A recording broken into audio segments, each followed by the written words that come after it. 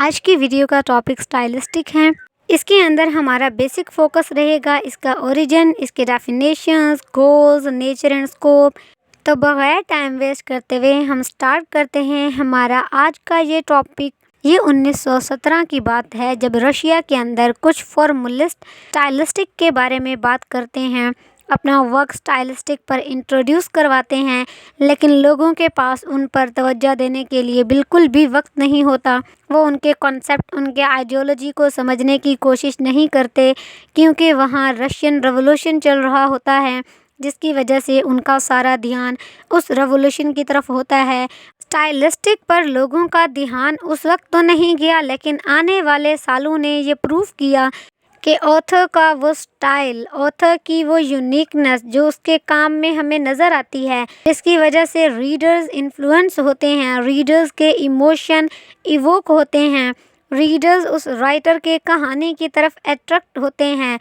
اس سے مراد رائٹر کا سٹائل ہے، جس کو لنگوسٹک کے اندر ہم سٹائلسٹک کہہ کر پکارتے ہیں۔ شروع کے کچھ سالوں میں سٹائلسٹک کو لٹریری کرٹیسزم کا حصہ سمجھا جانے لگا۔ بعد میں ہمیں یہ بتایا گیا کہ اس کا جو بیسک کنسرن ہے وہ لینگویج کے حوالے سے ہے، جس کی وجہ سے یہ لنگوسٹک کا ایک برانچ بن گیا، جس کے اندر ہم ڈیفرنٹ رائٹرز کے لینگویج چوائسز کے بارے میں پڑھتے ہیں کہ وہ کیسے اپنی رائٹنگز میں ووکیبلری کا استعمال کر رہے ہیں، ان کا سینٹینس اسٹرکچر کیسا ہے، وہ کون سے لٹریری ڈیوائسز ہیں جن کے استعمال سے انہوں نے اپنی رائٹنگز کے اندر خوبصورتی پیدا کی ہے۔ ووکیبلری سے مراد ہے الفاظ کا وہ جادو جو ریڈر کے مائنڈ کو اپنے کنٹرول میں لے لیتا ہے، کیونکہ کسی بھی پیس آف لٹریچر کے اندر الفاظ کا وجود اس کا مین پارٹ ہے۔ یہ کسی بھی زبان میں دل کے طور پر کام کرتے ہیں۔ پھر ہم دیکھتے ہیں رائٹر کا سینٹینس اسٹرکچر، یعنی اس کا سنٹیکس، کہ اس نے ان الفاظ کا گٹھ جوڑ کیسے کیا ہے۔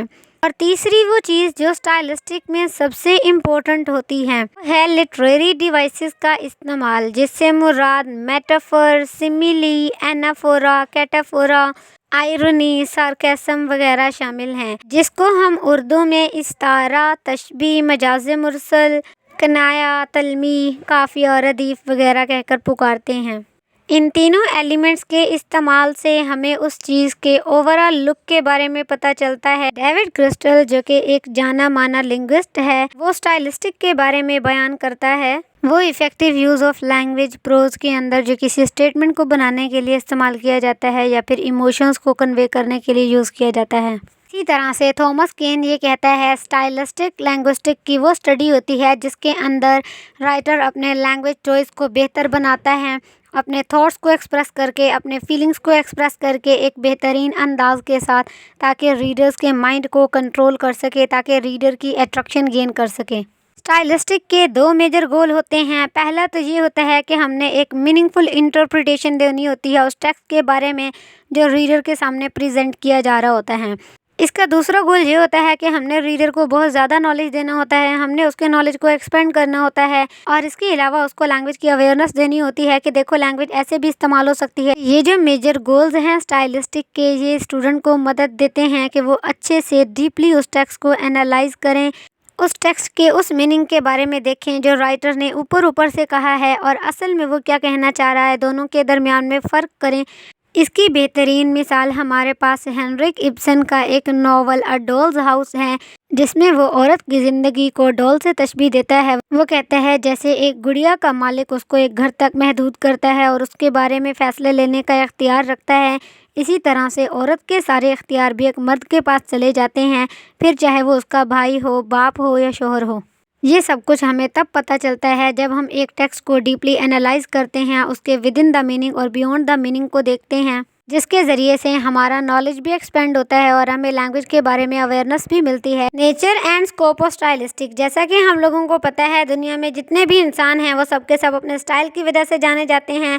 जैसे इंसान के फिंगरप्रिंट्स दूसरे इंसान से मुख्तलिफ होते हैं, इसी तरह से एक इंसान का स्टाइल दूसरे इंसान से मुख्तलिफ होता है। इसी तरह से अगर हम लिटरेचर की दुनिया में देखें तो हर राइटर दूसरे राइटर से इसलिए मुमताज़ है, इसीलिए मुख्तलिफ है क्योंकि उनके राइटिंग स्टाइल के अंदर डिफरेंसेस आ जाते हैं, उनके लैंग्वेज चॉइस के अंदर डिफरेंसेस आ जाते हैं कि उन्होंने कैसे उस सिचुएशन को डिस्क्राइब किया है, कौन से अल्फाज का इस्तेमाल किया है, कौन से लिटरेरी डिवाइसेस का इस्तेमाल किया है, अपना सेंटेंस स्ट्रक्चर कैसे रखा है, अपने कैरेक्टर्स को कैसे पोर्ट्रे किया है। स्टाइलिस्टिक के अंदर हमें लैंग्वेज वैरायटीज़ के बारे में तब पता चलता है जब हम एक राइटर के स्टाइल को देखते हैं कि उसने अपने टेक्स्ट को क्रिएट करने के लिए क्या कुछ किया है। राइटर का स्टाइल उसके सिलेक्शन ऑफ वर्ड से हमें पता चलता है, जिसके अंदर वो होमोनिम्स का इस्तेमाल करता है, एंटोनिम का इस्तेमाल करता है, सिनोनिम्स का इस्तेमाल करता है, मेटोनिमी का इस्तेमाल करता है। सिनोनिम से मुराद है वो अल्फाज जो एक जैसे मायने रखते हैं। एंटोनिम से मुराद है जो एक दूसरे के उलट मायने देते हैं। होमोनिम से मुराद है वो अल्फाज जिनकी आवाज़ एक जैसी होती है। मेटोनिमी से मुराद है वो अल्फाज जिनके मायने एक दूसरे से रिलेट करते हैं। इसके अलावा अपने राइटिंग को बेहतरीन और लॉन्ग लास्टिंग बनाने के लिए राइटर्स फोनोलॉजिकल, मॉर्फोलॉजिकल और सिंटैक्टिक सिस्टम का भी इस्तेमाल करते हैं जो उनके सिचुएशन पे डिपेंड करता है। फोनोलॉजी का मतलब आप लोगों को पता है, इससे मुराद है लैंग्वेज के अंदर जो कुछ साउंड इस्तेमाल किए जाते हैं उनको देखना। मॉर्फोलॉजी से मुराद है मोर्फीम्स को मद्देनज़र रखना, यानी जो लैंग्वेज है उसके अंदर जो वर्ड्स हैं वो कुछ यूनिट्स में डिवाइड हो जाते हैं। तो मोर्फीम से मुराद है स्मॉलर यूनिट ऑफ वर्ड्स जिनको हम अलग अलग पढ़ते हैं, जिसके अंदर प्रीफिक्स आता है, सुफिक्स आता है, यानी वर्ड के स्टार्ट में क्या लगा हुआ है, वर्ड के आखिर में क्या लगा हुआ है। वो सारे जो वर्ड हैं जब वो रूट वर्ड के साथ मिलते हैं तो वो किस तरह के मीनिंग देते हैं, उनका क्या मीनिंग निकलता है, ये सब कुछ हमने देखना होता है मॉर्फोलॉजी में। उसके बाद हमारे पास आता है सिंटेक्स। सिंटेक्स यानी कि उस चीज़ का सेंटेंस स्ट्रक्चर कैसा है, एक सेंटेंस को बनाने के लिए उसके अंदर कौन से ग्रामेटिकल एलिमेंट्स का इस्तेमाल किया गया है, जैसे कि नाउन है, फ्रेज है, वर्ब है, एडवर्ब है, कुछ एडजेक्टिव्स हैं, प्रपोजिशन हैं। तो इन सारी चीज़ों से मिलकर एक सेंटेंस बनता है। स्टाइलिस्टिक वो तरीका होता है जिसके अंदर हम लैंग्वेज का मुख्तलिफ इस्तेमाल करते हैं। लैंग्वेज एक है लेकिन उसको इस्तेमाल करने का तरीका मुख्तलिफ है। जैसे कि कोई भी pros writer, poet, play right अपने एक टेक्स्ट को क्रिएट करने के लिए डिफरेंट और यूनिक मेथड्स का इस्तेमाल करता है। फॉर एग्जाम्पल जो सोफोक्लिस ने एडिपस रेक्स लिखा था वो सिर्फ सोफोक्लिस ने नहीं लिखा था, वो उस दौर में बहुत सारे लोगों ने लिखा था, लेकिन उन सब लोगों के बीच में सिर्फ सोफोक्लिस का टेक्स्ट आज की दुनिया में रह गया है क्योंकि सोफोक्लिस के लिखने का तरीका दूसरे राइटर्स से मुख्तलिफ था, जिसकी वजह से उसका काम आज भी पढ़ा जाता है, उसको वही अप्रिसिएशन मिलती है।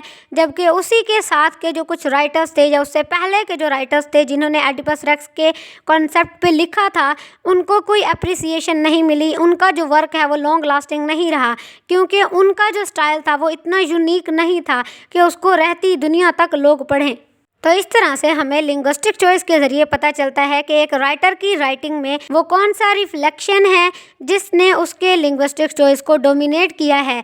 आया कि वो उसके ज़िंदगी के एक्सपीरियंसेस हैं जिसने उसके राइटिंग को इन्फ्लुएंस किया है, या फिर वो सोशियो कल्चरल एस्पेक्ट्स हैं जिसके ज़रिए से हमें उसकी राइटिंग में बहुत कुछ मिलता है जो उसके सोसाइटी को रिप्रेजेंट करता है। जैसे उसके कैरेक्टर्स हो गए, जैसे वो सिचुएशन जो उसने अपने नॉवल के अंदर डिस्क्राइब किए हैं, जो उसका अपना एक्सपीरियंस होता है या उसके सोसाइटी के साथ जो उसका एक्सपीरियंस होता है वो उसके काम के अंदर हमें नज़र आता है।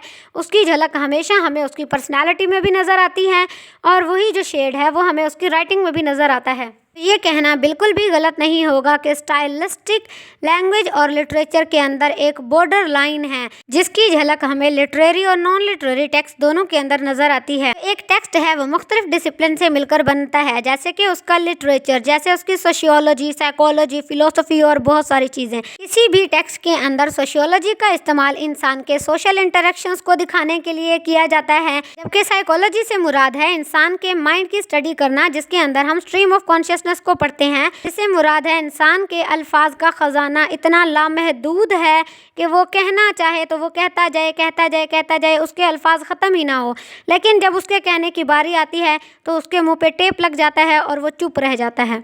जबकि फिलोसफी से मुराद है इंसान का चीज़ों को अडॉप्ट करने का तरीका, परसीव करने का तरीका। लिटरेरी लैंग्वेज के इस्तेमाल को हम अवॉइड नहीं कर सकते क्योंकि इसी के ज़रिए से हमें राइटर के स्टाइल के बारे में पता चलता है। हम एक लिटरेरी टेक्स्ट को तभी अप्रिशिएट कर पाते हैं जब हम उसको सही से समझते हैं, जब हमें पता चलता है कि उसके अंदर राइटर ने किस तरह के लैंग्वेज का इस्तेमाल किया है, जब हम उस लिटरेरी टेक्स्ट को समझते हैं कि उसके अंदर राइटर ने कौन सा स्टाइल अपनाया है, जैसे कि deviation, figure of speech, foregrounding, discourse, parallelism का इस्तेमाल, कोलोकेशंस का इस्तेमाल कैसे किया है। तो इस तरह से जो एक टेक्स्ट है उसको समझने के लिए हमें उसके जो लैंग्वेज का इस्तेमाल है उसको समझना पड़ता है। स्टाइलिस्टिक को साइंस ऑफ स्टाइल भी कहा जाता है। अगर हम दूसरे अल्फाज में कहें तो इसको साइंटिफिक स्टडी कहा जाता है स्टाइल का, जिससे मुराद होता है हमारे लैंग्वेज को ऐसे तरतीब दिया गया है, एक ऐसे सिस्टम के तहत अरेंज किया गया है, ऑर्गेनाइज किया गया है, उसकी शेप दी गई है कि उसका एक प्रॉपर सिस्टम बन गया है जिसको हमने साइंस का नाम दे दिया है। तो ये जो टूलान है वो डिफाइन करता है स्टाइलिस्टिक को, the study of language in literature. वो कहता है इसका जो बेसिक कंसर्न है वो उन चीज़ों को समझना होता है जिसके ज़रिए से हमारी वो राइटिंग बनती है। तो स्टाइलिस्टिक एक इम्पोर्टेंट टूल है to examine and analyse a literary text, जिसके ज़रिए से हम एक लिटरेरी टेक्स्ट को एग्जामिन भी करते हैं, डीपली एनालाइज भी करते हैं। ये एक इंटरेस्टिंग ब्रांच है लिंग्विस्टिक का जिसके अंदर हम डिफरेंट स्टाइल्स ऑफ लैंग्वेज को स्टडी करते हैं।